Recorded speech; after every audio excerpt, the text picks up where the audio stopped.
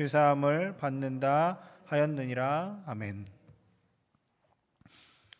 사도행전 10장은 마치 베를린 장벽이 이렇게 무너지고 어떤 큰 계기가 되는 것처럼 사도행전의 어떠한 큰 하나의 장면이 끝나고 새롭게 무언가가 시작되는 굉장히 중요한 본문입니다.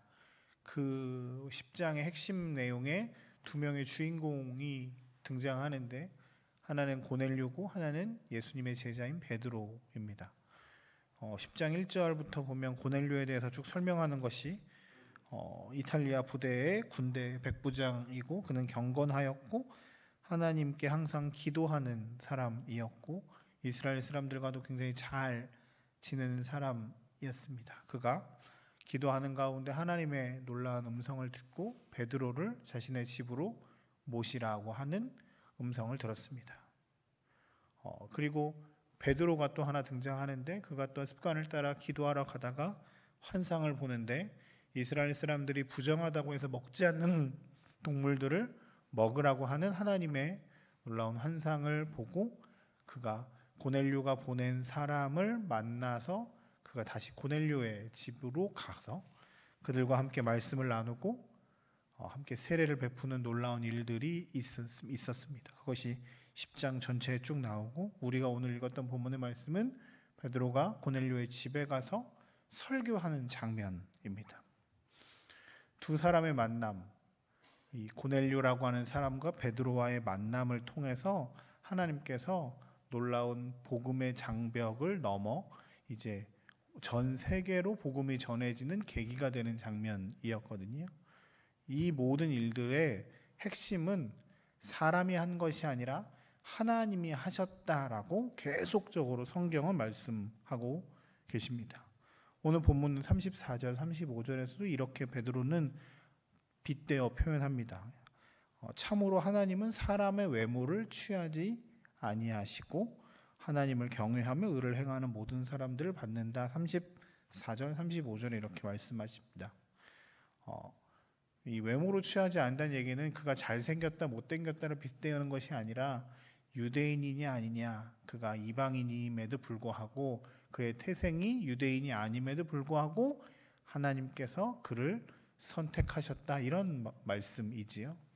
사실 우리가 너무 잘 아는 것처럼 성경에 계속 나오는 것처럼 이스라엘 사람들, 유대인들은 이방인들을 접촉하는 걸 죄로 여겼습니다.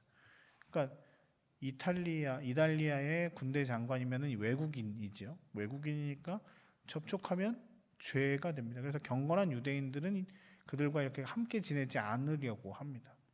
더군다나 로마의 군인이었으니까 피지배계층으로서 자신들을 정복하러 온 나라의 군대, 그러니까 애국심 측면에서도 이렇게 썩 만나면 좋지 않은 사람들입니다. 교회 수장이라고 이야기하는 베드로를 하나님께서 고넬료와 만나게 하셨습니다. 10장의 이렇게 내용을 찬찬히 살펴보면 고넬료를 먼저 만나시고 고넬료가 이 사람을 베드로의 집으로 보냈을 그 시간적 순서, 한 50km 떨어져 있는 시간적 상황 가운데서 딱 도착했을 때쯤 환상이 끝나게끔 만들어 주신 거죠. 베드로의 환상이. 그래서 이렇게 갈 수 있게끔 하나님이 시간 순서까지 딱딱딱딱 맞춰서 고넬료와 베드로를 만나게 하셨다는 거죠. 계속적으로 이야기하는 것은 하나님의 시간 계획 아래, 하나님의 은혜 아래, 하나님이 만드신 그 타이밍 안에 하나님께서 둘을 만나게 하셨습니다.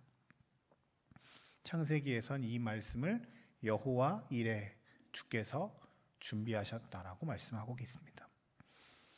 하나님은 계속 인간을 강압적으로 막 밀어붙이시지 않고 설득하시는 과정을 하시면서 사람들에게 하나님의 뜻을 알려주시고 그 뜻을 이루실 수 있도록 계속 설득하는 작업들을 하십니다.